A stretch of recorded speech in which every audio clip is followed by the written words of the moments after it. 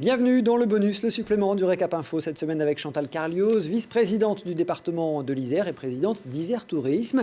Isère Tourisme qui a beaucoup réfléchi à la station de sport d'hiver de 2030. Enfin non, pas que du sport d'hiver d'ailleurs. La station 4 saisons, elle devra être 4 saisons. Mais de toute façon, elle devra être un territoire à part entière qui vit à l'année avec ses emplois, ses activités et ses talents et son histoire et son identité.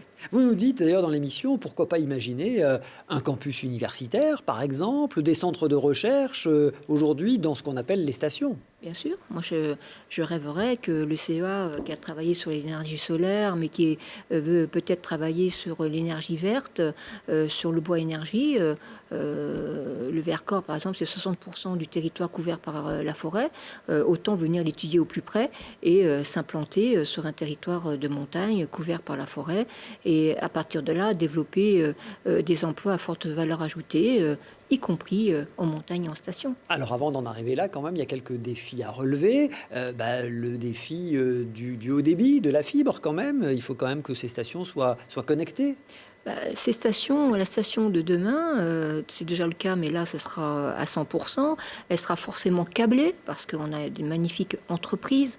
On a des talents du savoir-faire français montagnard en Isère. Il faut absolument profiter justement de leur présence parce qu'elles ne sont pas attendues pour imaginer le futur de leur métier, que ce soit Poma, que ce soit Rossignol, par exemple, ou Petzel. Donc, elle sera forcément câblée, cette station de 2030. Elle sera forcément électrique. Elle sera forcément connectée pour pouvoir accueillir justement des emplois à haute valeur ajoutée. Elle sera forcément douce parce que la montagne, elle est aujourd'hui, c'est une montagne ouverte, conviviale, qui est authentique, qui sait accueillir et qui également va savoir faire disparaître ces équipements. On n'est pas dans la course aux équipements dans cette montagne du futur parce que justement, comme l'a dit Jean Chouchal, les remontées mécaniques sauront se faire oublier parce que moins nombreuses, plus performantes et mieux intégrées. Jean Souchal, le patron de Poma, ce fleuron de l'industrie iséroise, leader mondial du transport par câble. Puis vous nous expliquez concrètement dans ce Récap Info que de toute façon, on doit, en station et ailleurs, répondre aux nouvelles attentes des consommateurs. Et le consommateur, maintenant, il veut rêver quand il vient en vacances. Il veut se créer de l'émotion, vivre une expérience nouvelle. Oui, et il veut surtout se réparer. C'est-à-dire qu'on a de plus en plus de personnes qui vivent en ville, dans une vie qui mène un rythme de vie stressant, trépidant, et que quand je pars en vacances, je n'y vais pas simplement pour du plaisir, du loisir, je vais aussi pour me ressourcer et me réparer l'âme, le corps, l'esprit et même retrouver du lien parce que c'est ce qui manque aussi aujourd'hui et c'est ce que nous recherchons tous et c'est cela l'attente aujourd'hui, c'est passer d'une logique de récréation à une logique de réparation et c'est en cela que je dis que le futur appartient aux stations parce que d'abord plus et à la montagne parce que plus la moitié de la planète habite en plaine et dans des pays chauds. Et donc, l'altitude, l'air pur, la neige continuent à faire rêver.